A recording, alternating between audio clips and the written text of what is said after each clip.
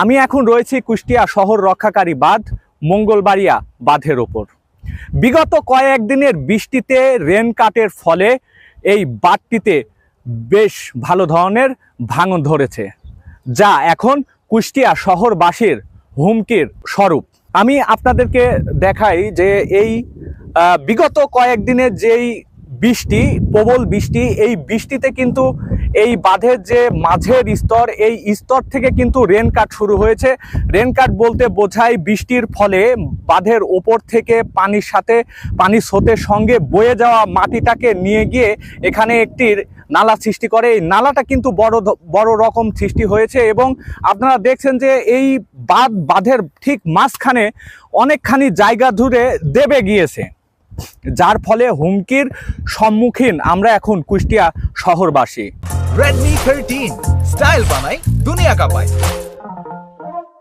এবং গতকালকে বিষয়টি পানি উন্নয়ন বোর্ড লক্ষ্য করে গতকাল থেকেই তারা এই বিষয়টি নিয়ে তৎপর হয়ে যান এবং আমাদের সাথে এখন রয়েছে পানি উন্নয়ন বোর্ডের এসডি এবং আমরা এখন তার সঙ্গে কথা বলবো, তার মুখ থেকেই বিষয়টি আরো ভালোভাবে জানবো।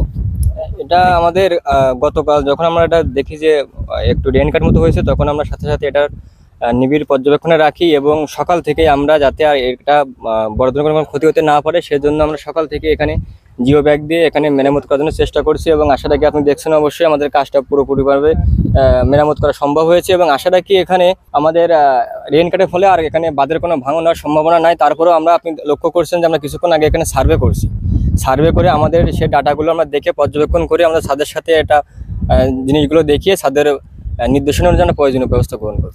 আচ্ছা, এলাকাবাসীর বেশ কিছু অভিযোগ রয়েছে যে এই যে ভাঙনটা বাঁধটা দেবে যাওয়া প্রায় 1-1.5 বছর আগে থেকেই এবং পানি উন্নয়ন বোর্ড অনেকবার কিন্তু বিষয়টা দেখে গিয়েছে, সার্ভে করে গিয়েছে, তারপরেও কোনো ব্যবস্থা না। আমরা এখানে ব্যবস্থা করছি তো এখানে আমরা আমরা এখানে জিও টিউব এবং জিও ব্যাগ যথেষ্ট পরিমাণে এখানে ফেলেছি এবং যার কারণে আপনি খেয়াল করে দেখবেন যে ওইদিকে একটু দেখেন যে স্রোতটা কিন্তু অনেকটা ডাইভার্ট হয়ে ওই দিক থেকে গেছে, যাতে আমাদের এই গুয়া থেকে কোনো স্রোত যাচ্ছে না, বিদায় এখানে ভাঙার সম্ভাবনা খুব একটা নাই। যদি ফারাক্কা বাঁধ ছেড়ে দেয় সেই ক্ষেত্রে কি এখানে নতুন কোনো ভাঙন ধরনের কোনো সম্ভাবনা আছে কিনা এবং কুষ্টিয়াতে কোনো সম্ভাবনা আছে কিনা?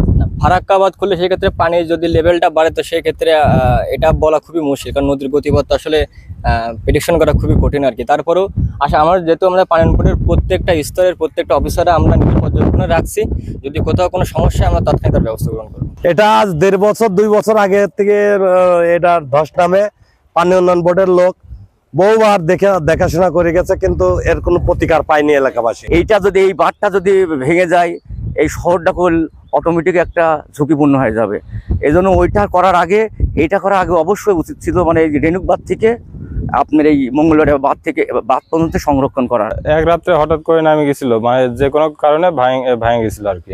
তারপরে পানি উন্নয়ন বোর্ড কি এটা মেরামত করেছিল? তখন উদ্যোগ নিয়েছিল, কয়েকবার দেখে গেছিল, কিন্তু তখন করি নাই।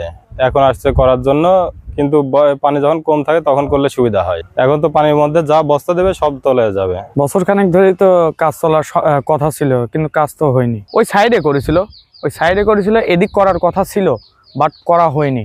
গত 1.5 বছর আগে থেকেই কিন্তু টুকটাক ভাঙন এখানে ধরেছিল, এলাকাবাসী এটাই বলছে। তারপরেও পানি উন্নয়ন বোর্ড কেন বিষয়টি দেখেও না দেখার ভান করেছে, এই বিষয়টি নিয়েই প্রশ্ন তুলছে এলাকার সাধারণ জনগণ। আরিফিন সাগর, ইত্তেফাক ডিজিটাল, কুষ্টিয়া।